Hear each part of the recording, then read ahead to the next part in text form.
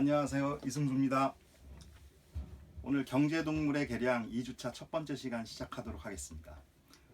오늘은 그 지난 주차의 복습을 겸해서 가축 육종의 개념을 한우 육종을 예를 들어서 설명하도록 하겠습니다. 한우의 육종에 대해서는 중간고사 이후에 이제 한 주 시간을 들여서 자세히 할 건데요. 오늘은 여러분한테 그 제일 익숙한 한우를 예로 들어서 육종의 개념을 쉽게 설명하도록 하겠습니다. 여러분, 우리나라의 한우가 몇 마리쯤 되는지 아십니까? 지금 한 300만 마리 전후를 유지하고 있습니다. 그래서 300만 마리가 좀 넘으면 한우 값이 좀 떨어지고 300만 마리 이하면은 한우가 가격이 또 비싸지고 그렇습니다. 농가는 한 9만 농가가 조금 안 됩니다. 그래서 뭐 평균 호당 30마리 정도 사육 규모가 되어 있는데요. 이제 물론 요새는 기업농이 많아지고 있죠. 그러면 우리가 이 한우 300만 마리가 어떻게 육종이 되는지 알아봅시다. 한우가 300만 마리라면 마리라고 가정을 하고 우리가 이제 계산을 하기 쉽게 그냥 300만 마리라고 가정을 하면 한우가 3년 산다고 또 가정을 합시다. 원래 한우의 평균 도축은 이제 32개월 전후 이렇게 되고 있는데요. 물론 그 암소는 좀 더 오래 사는 몇 산을 해서 오래 사는 암소들이 있으니까 하여튼 평균하면 3년 정도.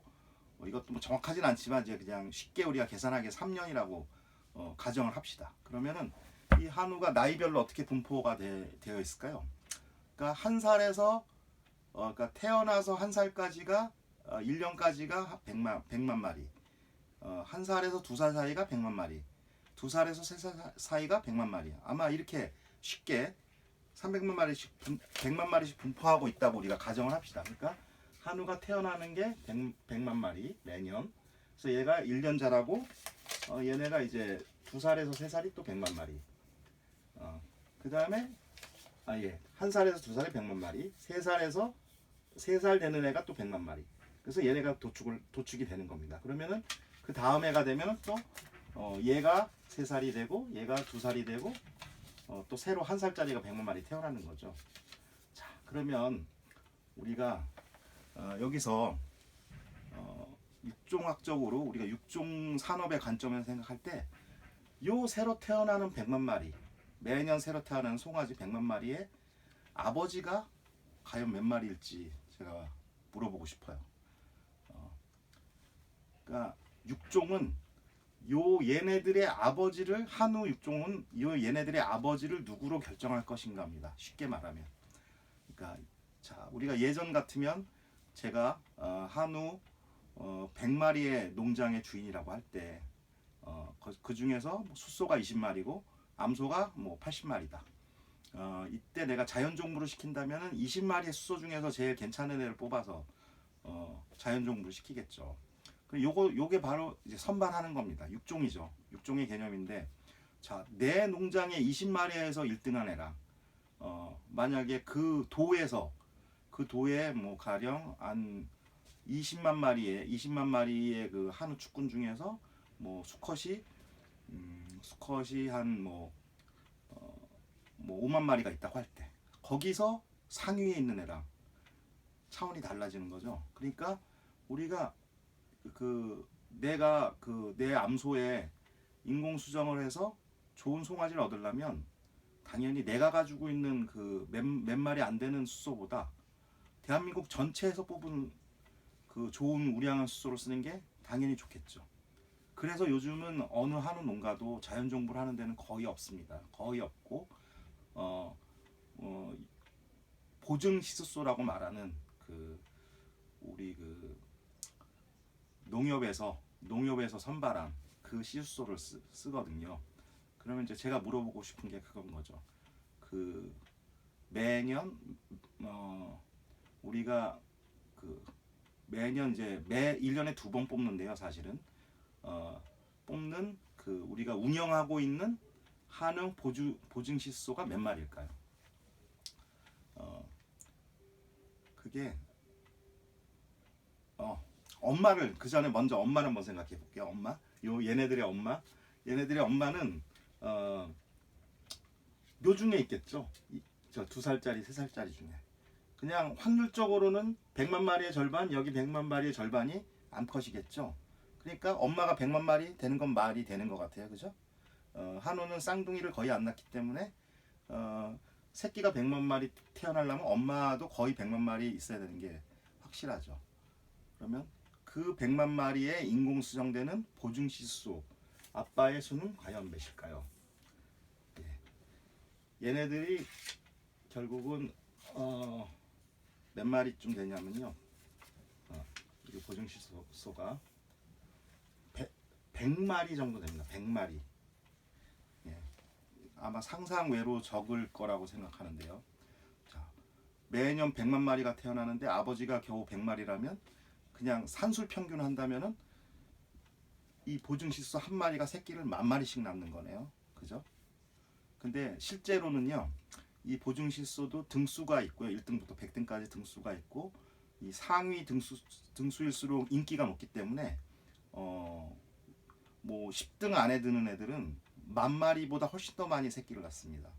그래서 평생 그 보증시수 한 마리가 평생 나올 수 있는 그 숫자는 제한돼 있거든요. 정액 생산, 정액 스트로의 생산은 제한돼 있는데 10만 마리로 제한돼 있어요. 근데 어쨌든 얘가 이렇게 10년 살진 않거든요. 그러니까 훨씬 그 새끼가 뭐 2만 마리, 3만 마리 될 수도 있다는 얘기예요. 한 해.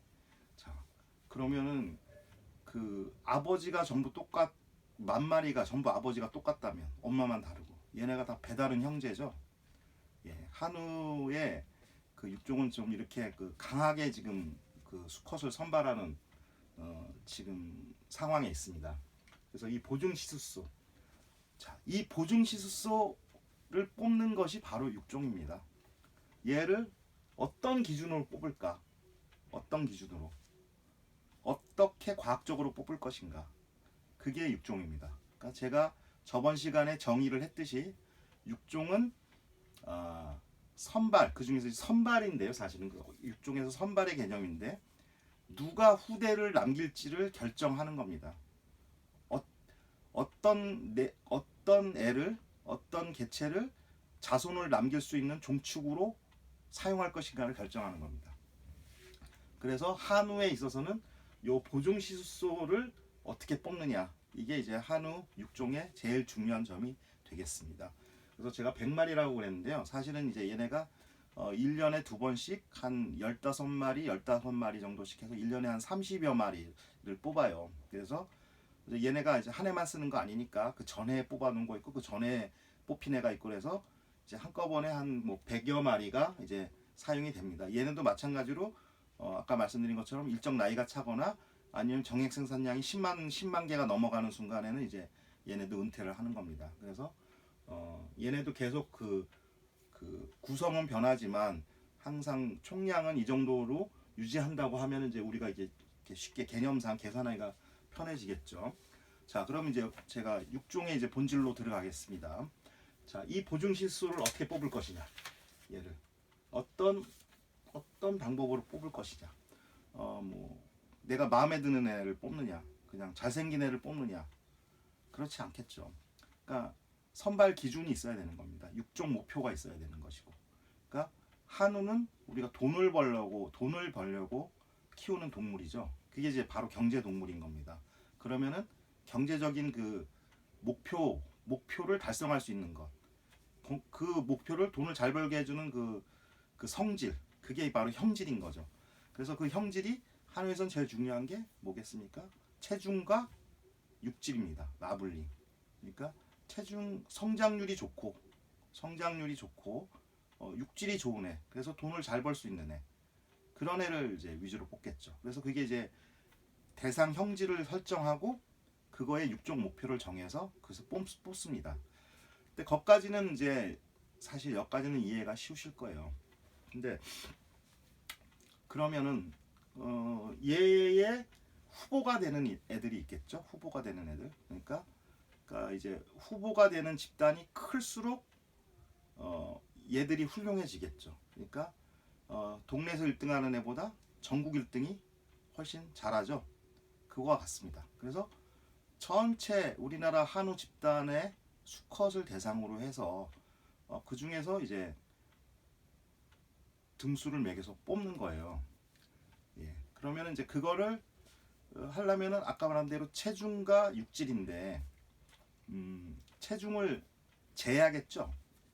체중을 측정을 해야겠죠. 소의 체중을 재는 게 사실 쉬운 일은 아닙니다. 왜냐하면 덩치가 엄청 크고 얘가 가만히 있지 않거든요.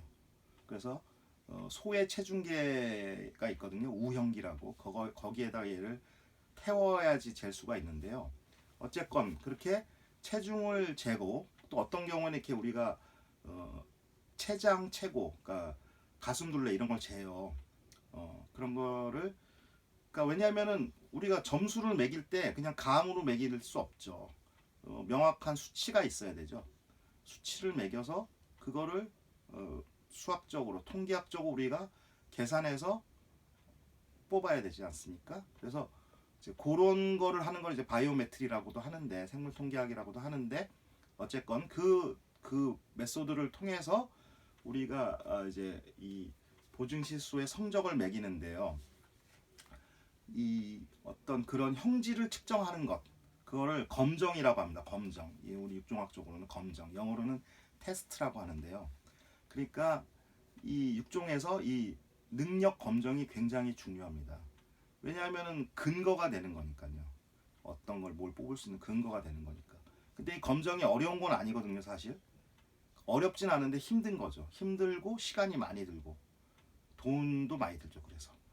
하지만 이 검정 자료, 검정 데이터가 없으면 아무것도 할 수가 없죠. 그래서 이 검정이 사실은 중요한 겁니다. 검정을 여러 가지 형질을 할수록 사실은 좋은 소를 뽑을 수 있어요. 육종학자는 좋은 소를 뽑을 수 있지만 그게 마냥 많이 할 수 없는 게 돈도 많이 들고 시간도 많이 들고 그러니까 꼭 필요한 것만 효과가 큰 것만 정해서 항목을 설정해서 그걸 검정하게 되겠죠. 자, 그럼 좋습니다. 그럼 이제 이 보증 실소의 후보가 되는 애들을 뽑아서 검정을 합니다. 그게 뭐냐면요. 이제 지금 우리가 지금 현재 한우는 이게 한우의 이 육종은 어디서 이제 행해지고 있냐면 서산에 있는 농협 한우개량 사업소라는 데서 하거든요. 거기서 실제로 이제 한우를 키워서 나중에 이제 선발을 하고 그 선발된 그 보증 실소들의 정액을 생산해서 그걸 이제 농가에 보급하는 일까지 하고 있는데요. 자, 이 그 보증 실소의 후보가 되는 애들을 뭐라 그러냐면 이제 당대 검정우라고 하거든요. 당대 검정우. 그래서 당대 검정우를 뽑아서 걔네들을 검정해서 그 점수에 맞춰서 뽑아요. 그 점수로 등수를 매겨요. 그걸 뭐라 그러냐면은 이제 당대 검정이라고 합니다. 당대 검정. 그러니까 이거예요. 그러니까 가령 어떤 개체를 측정할 때 개체의 가치를 매길 때 걔 본인의 점수를 일단 매기는 거죠. 뭐 당연한 거죠, 지극히. 그 본인의 점수가 좋은 애가 좋겠다고 생각을 하는 거예요. 근데 이 본인의 점수가 이게 어떤 환경이 좋아서 좋으면 안 되잖아요. 그죠? 그러니까 소의 경우에 맨날 아주 따뜻한 곳에서 잘 먹고 운동 안 하고 이렇게 해서 체중이 부른 애랑 뭐 환경이 좀 스트레스 받는 환경에서 음식도 형편없는데 한 체중이랑 같이 따지면 안 되겠죠. 그죠? 그건 왜냐면은 환경 요인, 환경 효과가 들어가기 때문이죠. 환경 효과가 들어가기 때문입니다. 그러니까 우리는 이 환경 효과를 작게 해야 됩니다. 작게. 그 공정한 측정을 위해서는 환경 효과를 작게 해야 되거든요. 그래서 그 환경 효과를 작게 하려면 어떻게 하면 됩니까? 제일 간단한 방법은 똑같은 환경에서 키우는 거죠. 얘들을 똑같은 사료 주고 똑같은 축사에서 키우면은 그때 그 다음에 차이가 나는 거는 그 개인의 개 능력의 차이겠죠. 그죠? 그래서 그 서산 한우 개량 사업소의 이제 주 목적이 그 한우 보증 시스소의 후보가 되는 애들을 모아다가 사다가 놓고 똑같이 키우면서 측정을 하는 겁니다. 계속 검정을 하는 겁니다. 그래서 거기서 차이가 나는 애들을 차이를 이제 점수화하는 거죠. 그렇게 함으로써 환경 효과는 최소가 되고 유전 효과, 지네틱 이펙트는 최대가 되는 겁니다. 그러니까 얘의 차이는 어떤 그 당대 검정 후보 개의 어떤 능력의 차이는 얘는 다 똑같으니까 얘의 차이라고 보게 되는 거죠. 순수하게 그 차이를 이제 나중에 통계에서는 이걸 분산으로 처리하는데 어쨌건 그래서 하여튼 그래서 보증시소 뽑을 때 이 자신의 성적 위를 일단 뽑는 겁니다. 자신의 성적을 뽑되 환경 효과는 최소로 하고 유전적 효과만을 우리가 고려해서 뽑는 겁니다. 그래서 말 되죠. 근데 이럴 수도 있잖아요. 정말 재수 없는 케이스긴 하지만 본인의 유전적 효과는 좋은데 그 자식은 걔만 못할 수도 있잖아요. 왜 그런지 모르겠지만 그러니까 그런 경우는 우리가 여기 가축 중에서는 손해죠. 안 되는 겁니다. 왜냐하면 사실 본인이 잘난 놈을 뽑는 게 아니라 얘가 후손을 좋은 애를 만드는 능력 있는 애를 뽑는 거거든요. 얘가 잘난 거보다는 얘가 후손을 항상 좋은 애를 낳는 그 능력을 우리가 측정하고 싶은 거예요.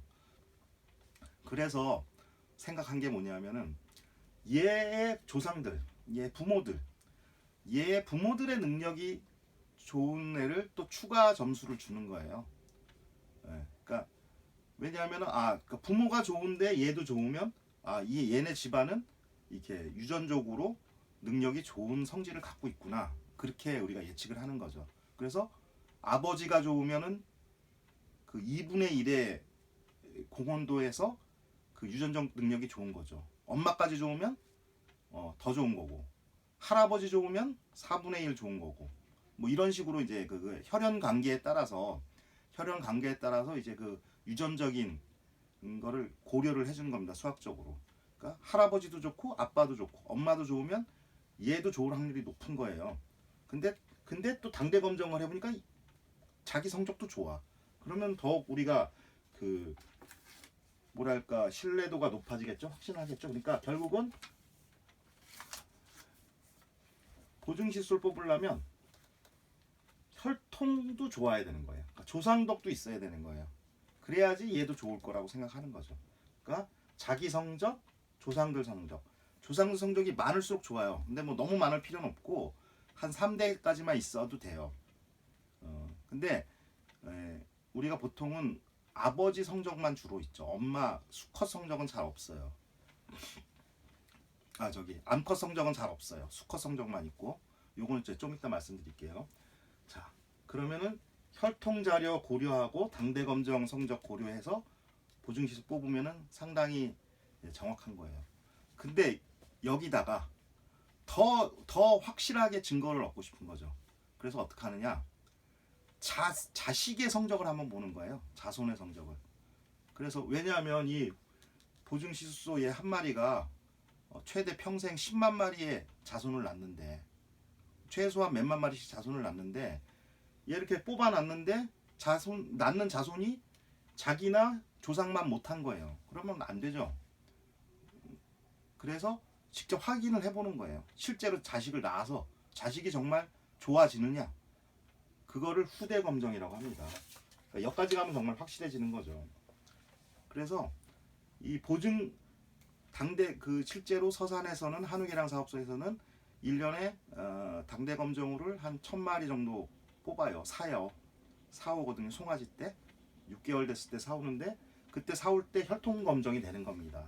혈통 선발이 되는 거예요. 그 사올 때 아무렇게나 사오는 게 아니라 걔의 아버지의 능력, 아버지 할아버지의 능력을 다 따져가지고 그 중에서 그러니까 서류 전형이죠. 일종의 조상 전형인가 능력이 좋은 애들을 1000마리를 골라서 사오는 겁니다. 그래서 걔네를 길러요. 2년을 2년을 길러서 기르는 동안에 본인의 능력을 보는 거예요.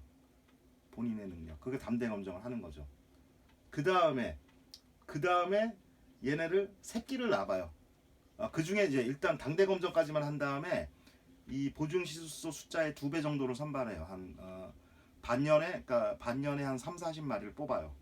그래서 그 3, 40마리를 그게 이제 후보 시수소라고 해요. 보증 시수소 전 단계. 얘네 한 숫자의 2배 정도 되는데 후보 시수소를 뽑아서 걔네를 한 마리당 20마리씩 10마리에서 20마리씩 새끼를 낳아보는 거예요.